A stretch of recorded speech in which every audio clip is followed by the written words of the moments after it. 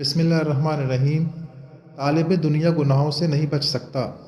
حضرت انس رضی اللہ عنہ سے روایت ہے کہ رسول اللہ صلی اللہ علیہ وسلم نے ایک دن فرمایا، کیا کوئی ایسا ہے کہ پانی پر چلے اور اس کے پاؤں نہ بھیگیں؟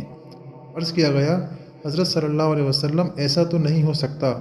آپ نے فرمایا، اسی طرح دنیا دار گناہوں سے محفوظ نہیں رہ سکتا۔ تشریح: صاحب دنیا دار سے مراد وہی شخص ہے جو دنیا کو مقصود و مطلوب بنا کر اس میں لگے۔